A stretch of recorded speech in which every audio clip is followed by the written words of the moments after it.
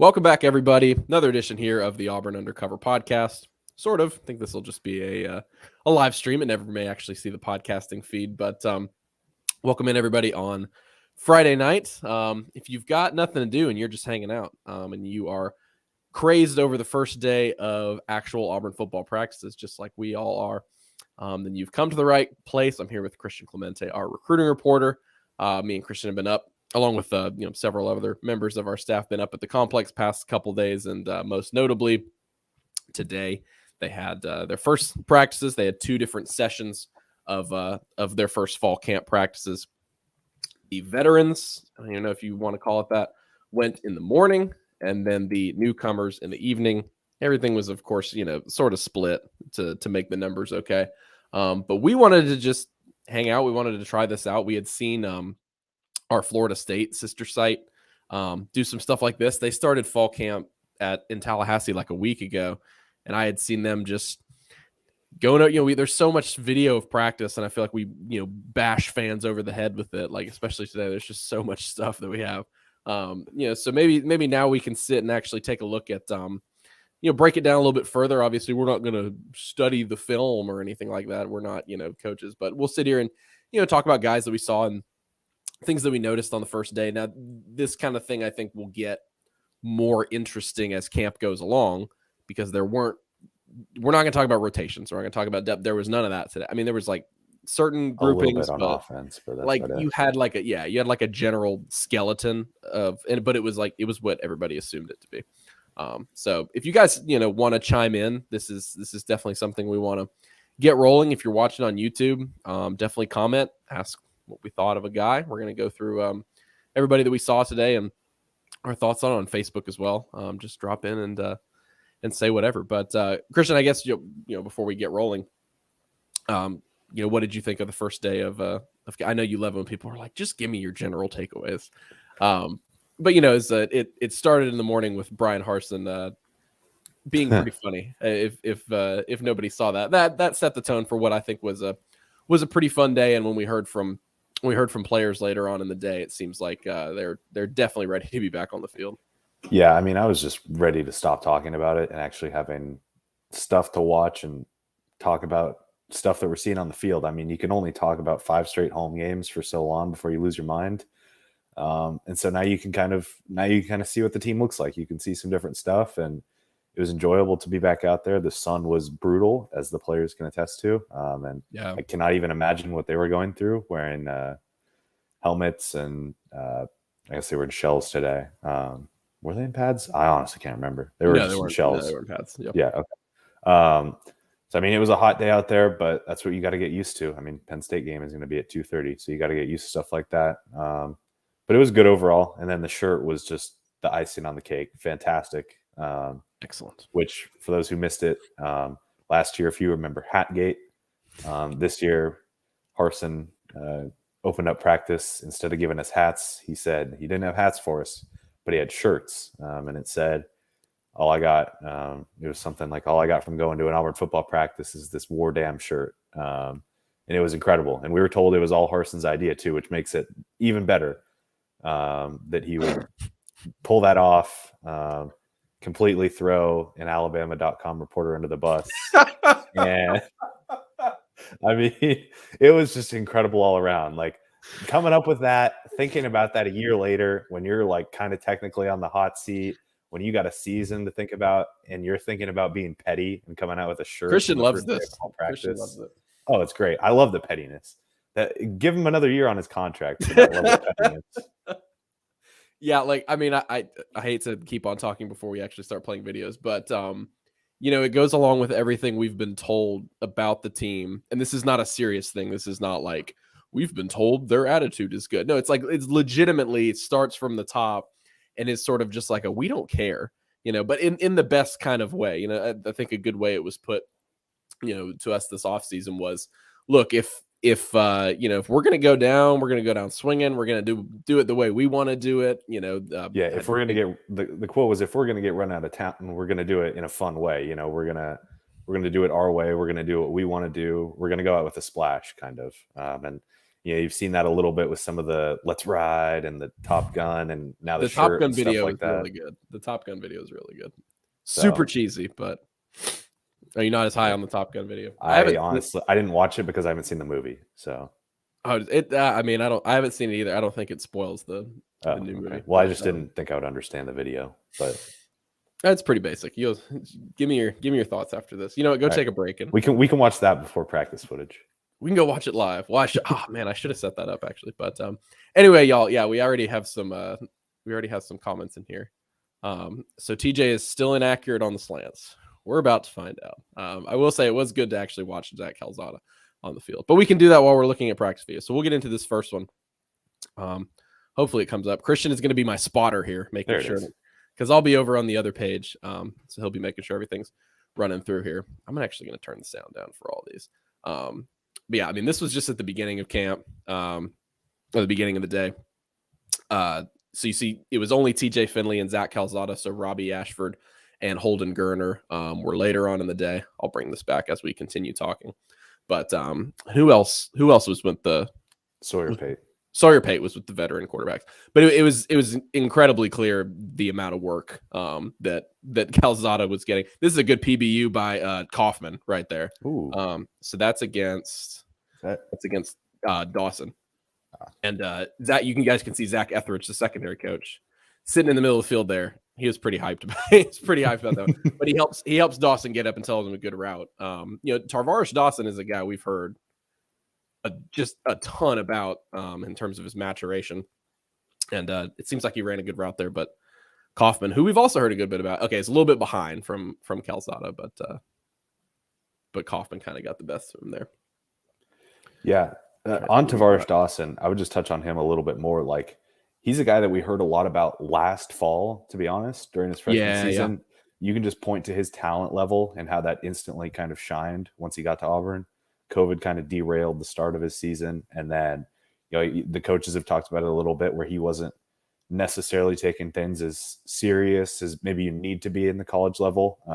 They've been upfront about it. And Coach Keys was talking about it yesterday. And I believe he said, Tarvarish is always a super kind of upbeat, happy kid. And, he had started to get down on himself a little bit. And Keys had a conversation with him and kind of talked about, what Tarvarish needed to do, how he needed to develop on and off the field a little bit. And that really kind of flipped the switch a little bit for him. And he kind of lit back up, started working a lot harder. And I mean, you saw it in the spring. He got a lot of hype, and he got a lot of hype over the summer leading into fall camp now as well. And he was working with the first team in the slot there for the offense. So he could be a really nice playmaker. We didn't get to see a ton out of that necessarily today, but like you touched on at the beginning, it's not like we saw a ton just in general today. There was it's the first day, and it's a split practice. Sure. You can only get so much out of it. Yeah. So we did see, I'm just continually kind of looping it. I was about to say a bad snap. It's not even a snap. The guy's just handed him the ball. Finley kind of misjudges it there. And that's a deep ball to Shed Jackson. And I think is it Keontae Scott? No, Keontae Scott was with the other team. But you can see kind of there in the foreground, Ike Hilliard, obviously Auburn's new wide receivers coach. As Finley misses here, that's well above Javarius Johnson. Hilliard was catching up with Malcolm Johnson. I say that only because I remember taking this video. At the end of this one, Malcolm Johnson has a really, really good catch. And then when we get to the other receiver, so here's Zach Calzada to Malcolm Johnson. Is this the catch? Yeah, there it is. So, and he nearly takes out Brian Stoltz. This is a great catch. This is a great catch by Malcolm Johnson. I believe Nehemiah Pritchett, right? 18? Yeah, it comes up 18. Brian with the athleticism to get out of the way. And there we go. I'll just replay that one more time, and then we'll get on to the next one. But yeah, again, this was not entirely pretty sure that he said those. Pretty sure that was out of bounds.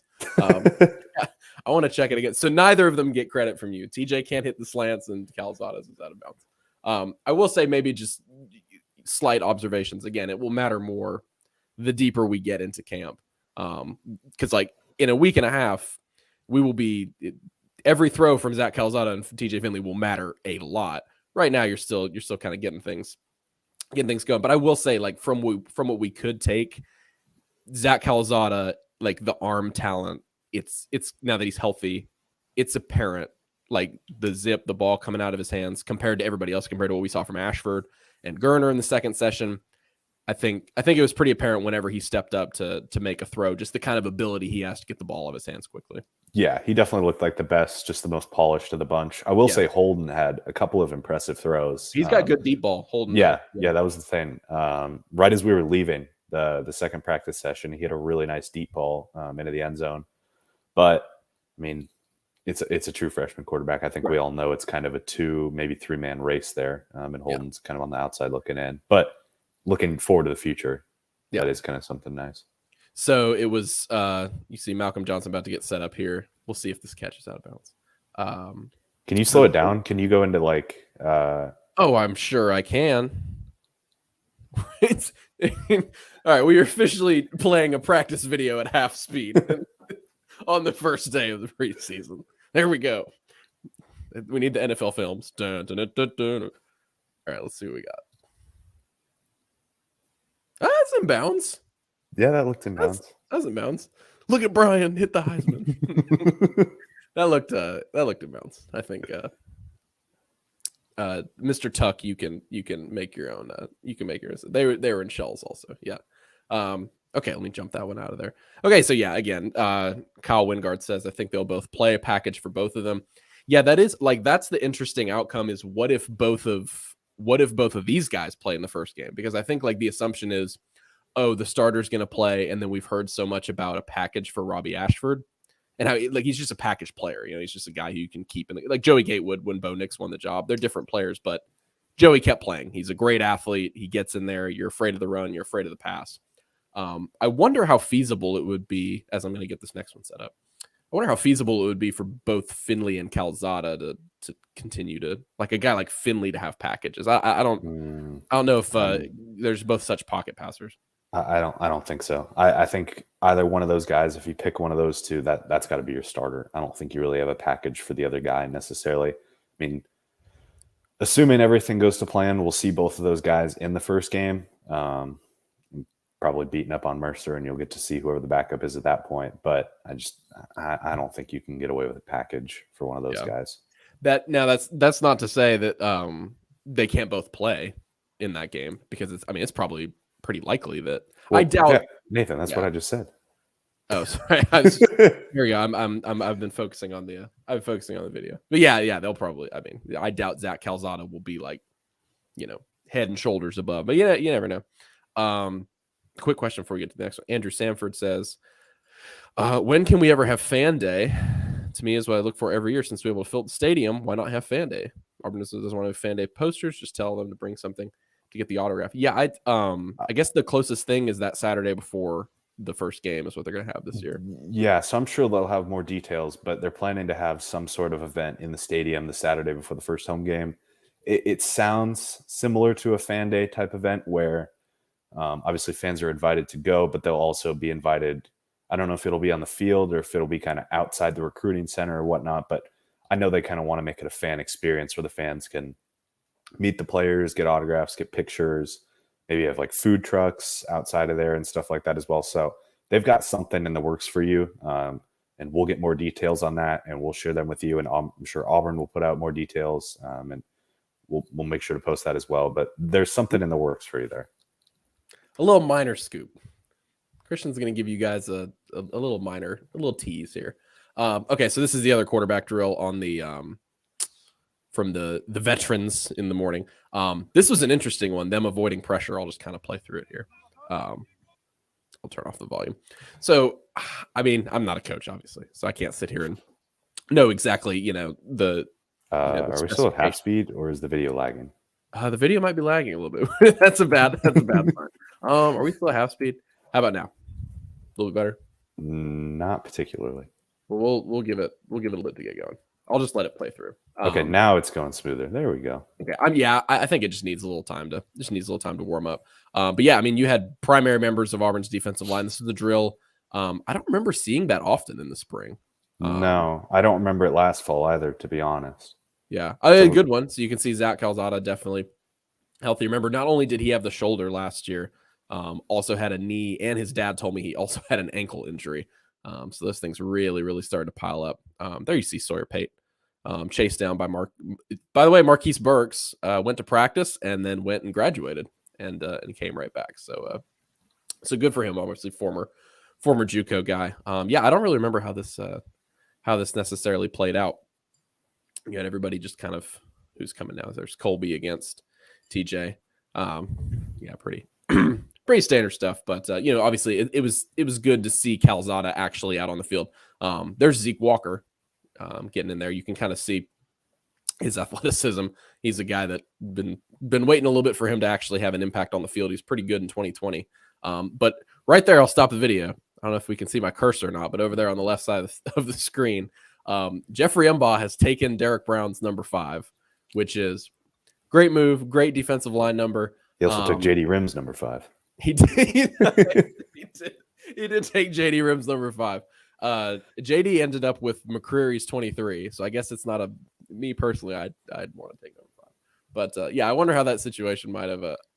Lee says this is even more fascinating than the first time today. Yeah, Lee, feel free to jump in with your thoughts. This is not. I will say, when we get to the newcomers and we get to the wide receivers, I don't think I have it on video, but Lee almost got destroyed by Amari Kelly. Like, oh no, Lee was almost on the IL, out for all of fall camp. Maybe makes it for the season opener. Like, it was almost really bad.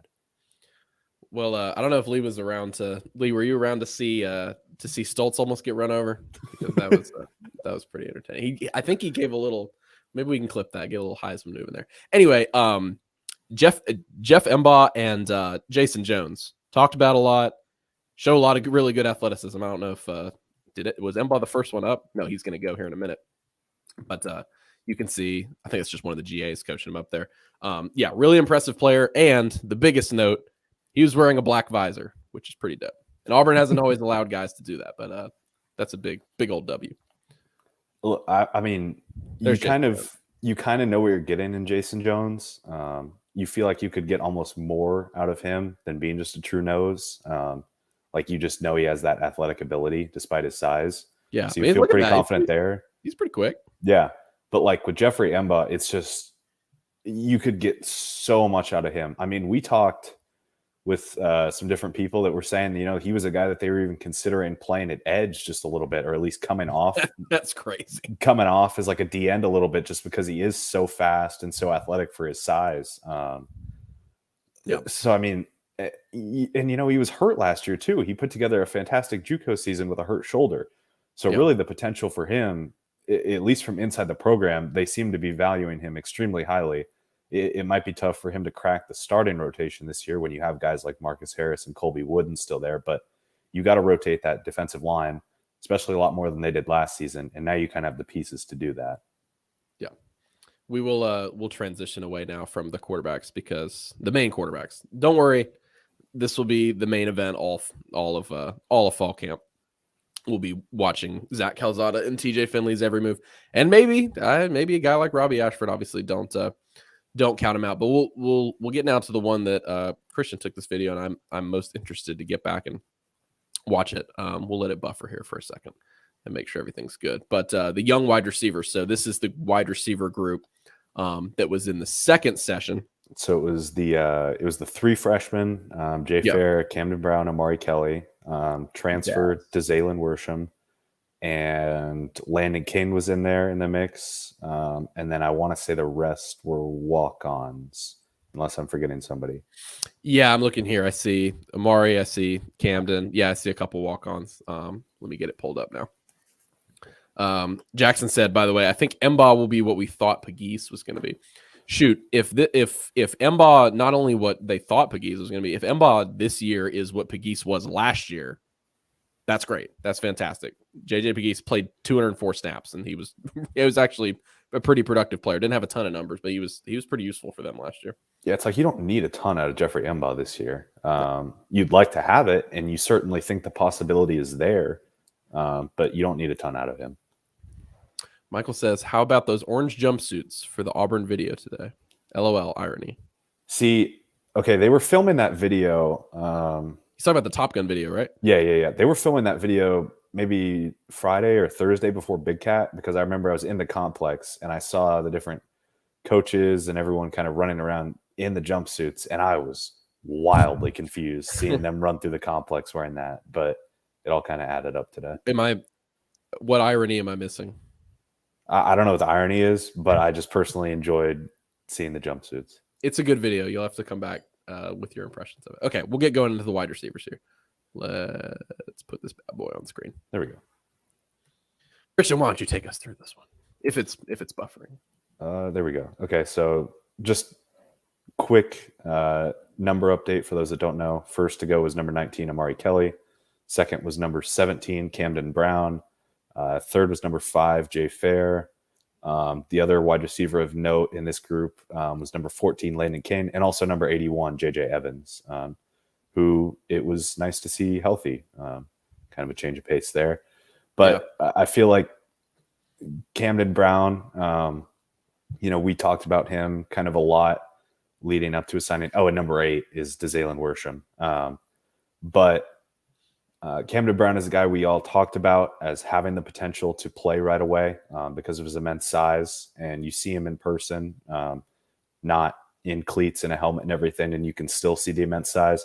When you see him in cleats with a helmet running routes, I mean, he looks incredible out there. That's him grabbing the catch right there. Like, he's a guy that realistically, if he can get a grasp of the offense, get a grasp of the playbook, even just a little bit, he will see the field a decent amount this fall just because of the immense size that he has.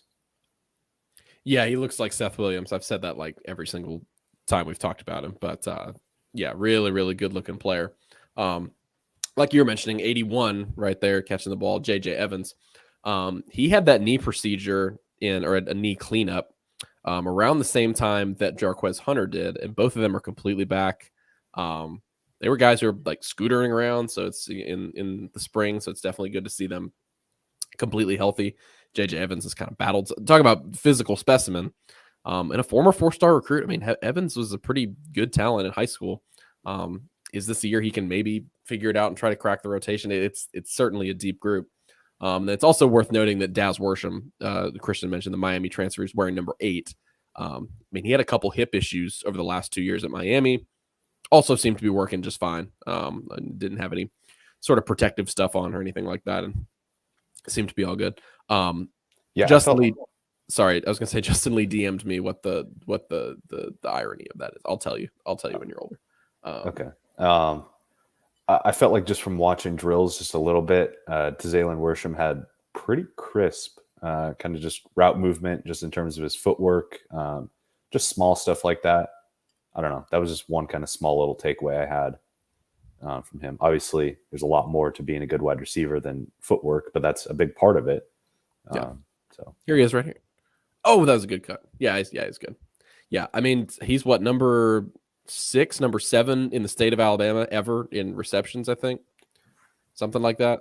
Really that sounds right. I mean, he was a guy that he had pretty much, it seemed like, cracked the starting rotation at Miami this spring before he ended up transferring. So I know there are 2. We'll back this one up. I know there are 2 walk-ons before Landon King here. But number 1, also JJ Evans, massive, really big guy. Look how much bigger Landon King is than him. And also, I just wanted to note, again, this is small, but the extension of this catch right here by Landon, it's a little bit far for him, but be able to get that and get a foot in bounds there. I mean, that's just not, you don't have a ton of guys like that. No, you don't. Like, in terms of, and going back to Camden Brown, like, that's what allows these guys, your Camden Brown, your Landon King, maybe a JJ Evans, a guy like a Xavier Capers, I think I would put in a little bit of a different tier because he's been here longer now. But that's what will allow these guys to see the field this fall. It's their size. Auburn doesn't have, like, your wide receiver 1 is probably Shedrick Jackson or maybe Coy Moore. And both of those guys aren't small, but they're not crazy big like a Landon King or a Camden Brown. Michael asked, will Landon play tight ends in some sets still? I think when they go multiple tight ends, he'll technically be one, but they don't need him to come in and split in there. From what we understand, it's a completely dedicated move at this point. I mean, he's made the adjustment entirely to receiver. But also I think you're going to see him mostly play at kind of a slot wide receiver. So he will be lined up inside a little bit more. So it'll be similar in a sense to the role that he played last year when he was still at tight end, and he would kind of shift out just a little bit. Yeah, it's not going to, like, I think on the surface, it's not going to look that different what he's doing out there. Because, I mean, I don't remember the PFF stuff, but, I mean, it was greater than 60% of his snaps were at wide receiver. Like, that's what people don't like. Like, he was split out as a big slot receiver most of the time last year. And so this is not going to be a super big adjustment for him. Yeah, this was a fun position group to watch. This young group of wide receivers. And I think you guys want to watch some Key and Peele. I think the biggest thing is I'm really interested to see what happens when these guys all mesh at the receiver position.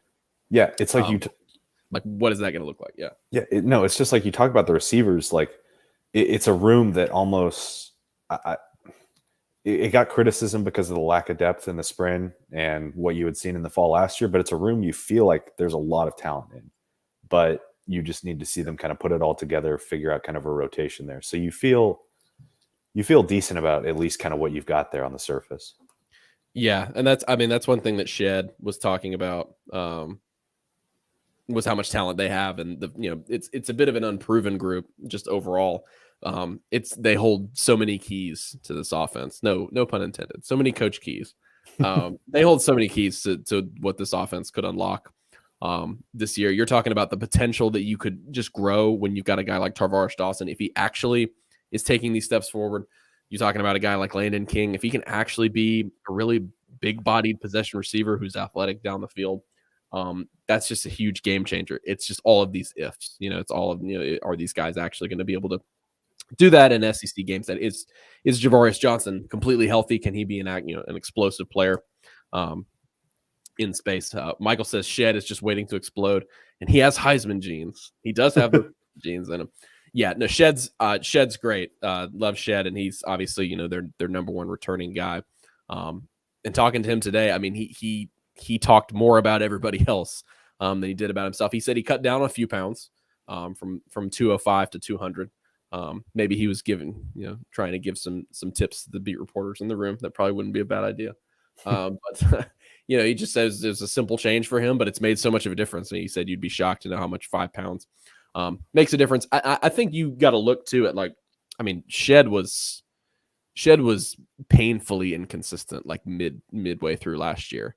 And then it seemed like things kind of started to click for him toward the end of the year. He was a lot more consistent when they threw the ball his way. I think it was 111 yards against South Carolina or something like that. So I think he had like 250 yards over his last 4 games. So that's the kind of guy you want to be returning. But for Shed, it all goes back to leadership. I mean, that's the biggest reason that they wanted him back this year. Yeah, no, absolutely. That's why you've got him back for a 5th season. He's going to lead that room. He might not be necessarily the most talented of the bunch. He's honestly probably one of the, I want to say least talented, but he doesn't have he doesn't excel in one area in a great way outside of like blocking, but he's been around for so long. He's played enough games. He's gotten enough experience that you feel confident. Put him out on the field. He's going to know what he's doing. He's not going to be in the wrong spot. You feel pretty good about him, and you just hope he carries some of that momentum from last year kind of into this year. So Darren Hadley says, how are the running backs going to be able to run with the O-line that we have? Funny you should mention that, because the next video is going to be of the running backs. Actually, this is the second group. So the first group had the scholarship guys were Tank and Jarquez, obviously. Jarquez, like I mentioned before, completely healthy, should be all good. And then this group, the only scholarship running backs were Damari Alston, who's wearing 22. The guy I was most interested to see. It's I saw them starting this drill and kind of made my way over there. And then Jordan Ingram, this guy who's kind of fallen, a bit behind. I think, last year came in as a transfer from Central Michigan. Not that they ever wanted or expected him to be, this huge playmaker and make a splash in a deep room. But I'll be interested to see whether it's him or Alston for that number 3 spot, because they're competing right now there to take over Sean for Jackson. Sean Jackson is still in the mix there for that. That's true. That's true. Don't sleep on Sean Jackson. I guess. Scholarship guys. Excuse me. I'm very sorry for not acknowledging Sean Jackson's newfound scholarship from the spring. Yeah, he was in there with the first group of guys. Anyway, yeah, how the running backs do. Yeah, I'm interested to see what kind of success they have once we get into these scrimmage settings, because normally it's so defense dominated at the beginning of fall camp, but they're going to try to run the freaking ball. So we'll see what happens. So we'll get into this video here. This is a great video too. I don't have the sound on. Well, I do now, but I'm going to turn it off. I'm gonna let it play for a minute and then go back because I know that it's probably a little laggy on your end. So there's Damari Alston. It's actually pretty good right now. Okay, so we're all good. Anyway, once they go back, that is Justin Jones, a walk-on from the Birmingham area, played at Bessemer. This is great because I'm gonna actually turn the sound up for this one because that was probably the biggest thing was watching Cadillac coach. So we'll just listen to Cadillac and go through this one. Good hand up. Good hand. Good. That's it. Good. Good, Justin. Good.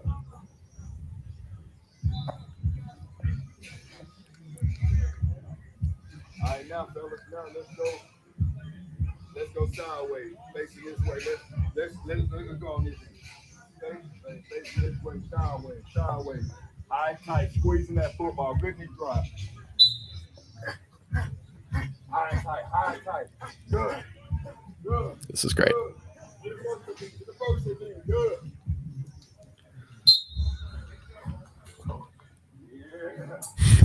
High tight. Stand back. That was my favorite part. Hey, remember, let's not open our hips. We want to stay hip shoulder square. We want to stay parallel here. We want to, all right? Don't open those hips. It's a lot easier whenever you open them hips. Always, it's always cool. Cadillac's awesome, and it's always cool that the fact that he was so great at Auburn. Now here he is coaching him up, but yeah, no, that was probably the highlight of the second part of practice. Damari Alston did the same thing later. Kind of got his foot, and you could tell he like just haven't done these drills. Literally his first day of camp. So it's just like not super confident with what he was doing.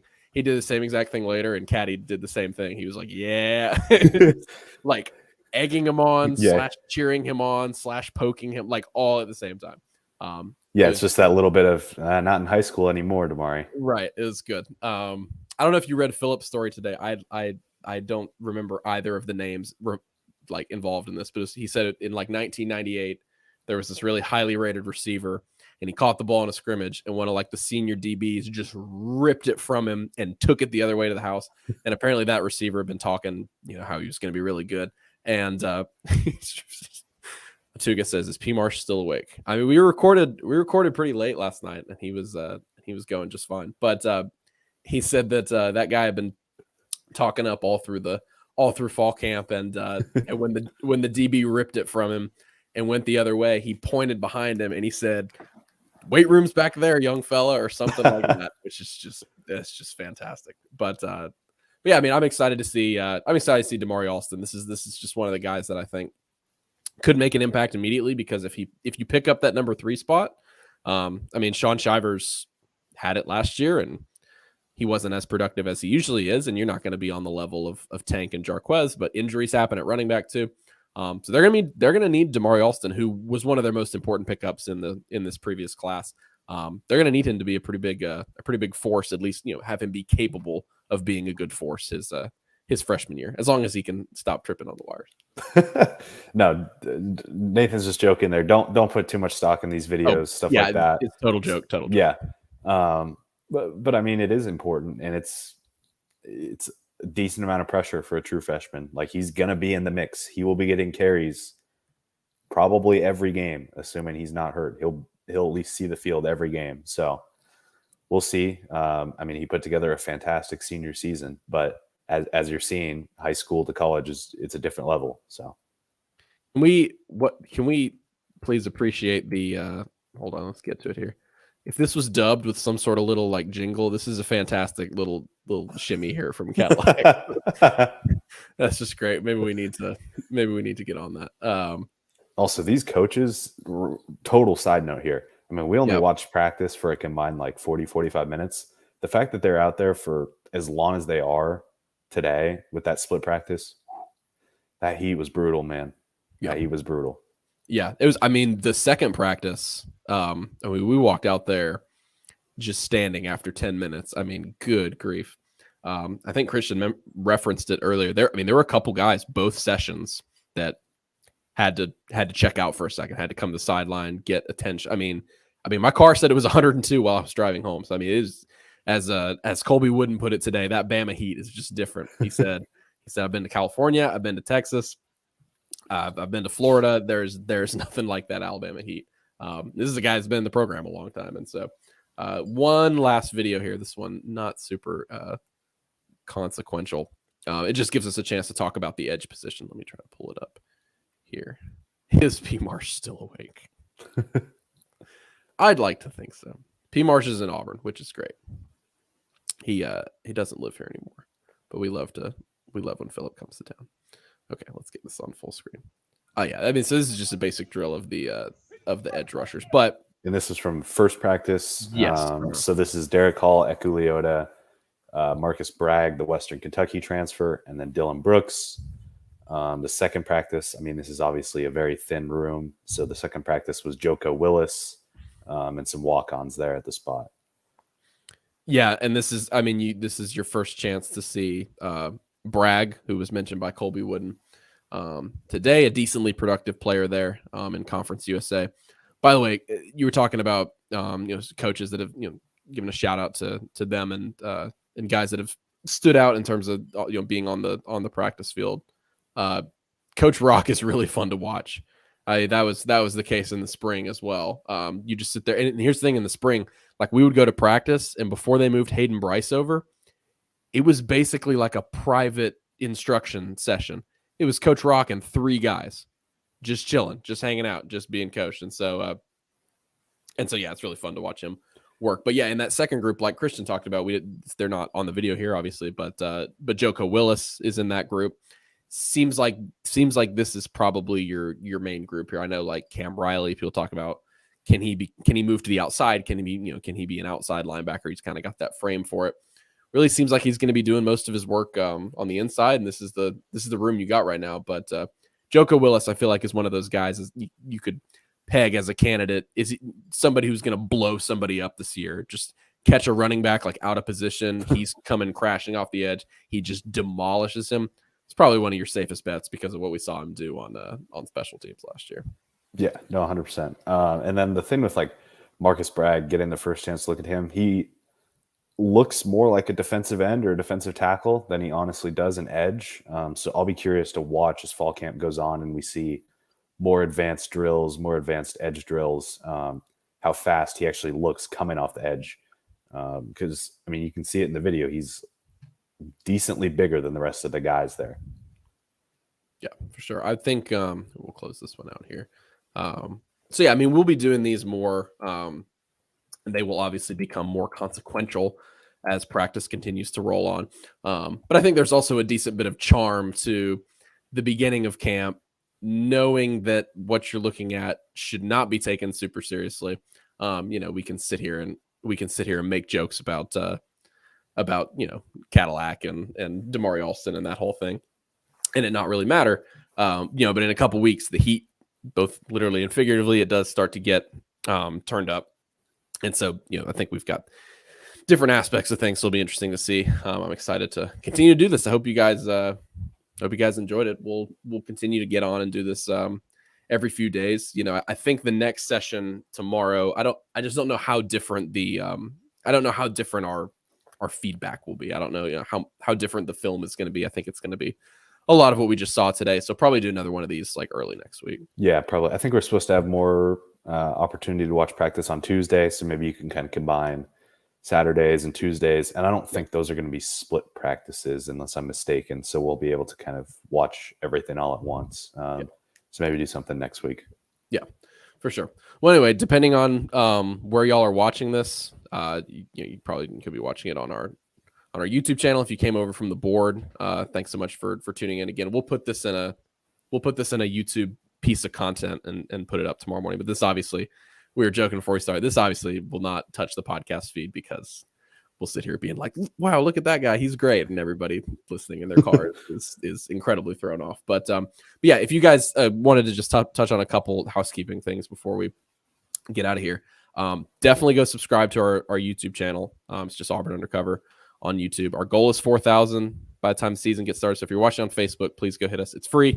You can go over and subscribe. I mean, how many videos have we had posted over the past day of fall camp. It's been like 10 videos. We're trying to. Yeah, we've had a ton. Sure. We'll have practice footage for you guys. We'll have all the different interviews that we have with players and coaches. And we're getting a ton of access this fall. They've really opened up a lot of stuff for us in terms of practice and interviews. So we're going to get as much video content to you guys as we can, or as we're allowed. Kind of, we'll just have to wait and see. So we'll get as much to you guys as we can. Yeah, and me and Christian were just on here today. Obviously, the cast of characters you guys all know. We'll have Jason and Mark on here over the course of a fall camp. Of course, the regular podcast schedule. We'll continue to be updating y'all as much as possible. We'll have Philip on here for whoever asked about Philip earlier and get his impressions, and maybe a few people you guys don't recognize. We'll see how that goes. And then just one last thing, also on the subject of housekeeping. You guys can get 50% off a subscription right now to Auburn Undercover. If you guys came from the board and you're a subscriber, thank you very much. But I think, probably most people, if you're watching on Facebook, if you're watching on YouTube, you probably are not. If you guys have ever considered it, I'm sure Christian does the same thing. Whenever, I talk to people about our site, I always tell them to try to find a special, because we're always running. We're running them like every month. Whether it's 50% off, 60% off, 30% off. This is one of our best ones of the year. We don't go 60 very often. So this is definitely one of our best ones of the year. It only goes until Monday night. And just, give it a try. I believe it's like $52 for the whole year, which is half off. Tons of great stuff. So this will give you access to the message boards. So everything that we just went over was posted at 11:30 a.m. this morning on our practice notes. And there's also a bunch more in there. I think we've been doing a pretty good job at the beginning of camp. Again, it's scorched earth mentality for us, making sure everything is covered for you guys from top to bottom. And then you also get stuff on the flip side of fall camp. You also get stuff like, Auburn had an offensive line target in Connor Liu, committed to Miami today. I watched it. I watched it unfold in real time. Christian posted the story. But like 20 seconds after the dude committed elsewhere, Christian had a VIP story up on, hey, what's next? Who are the next offensive line targets going to be? Here's a guy you maybe haven't heard about before. What do their current recruitments look like? So a lot of great VIP stuff. And if you guys have ever wanted to take advantage of that and ever wanted to check into that, now is definitely the time to do it. Just go to our site, auburnundercover.com. There'll be a link right there where you guys can check it out. And yeah, please do subscribe. We really appreciate it. So we'll be back in a couple days, but thank you guys so much for tuning in. Again, subscribe. We are definitely, like Christian mentioned at the beginning, we are really excited to be back. Today was for a lot of reasons. Thank you, Brian Harson, punking us for sure. It's fantastic. For a lot of reasons, today was a lot of fun, and we are really, really looking forward to the rest of fall camp and bringing you guys everything that's going on in the practice field. So thank you guys so much for tuning in, and we will catch you guys later.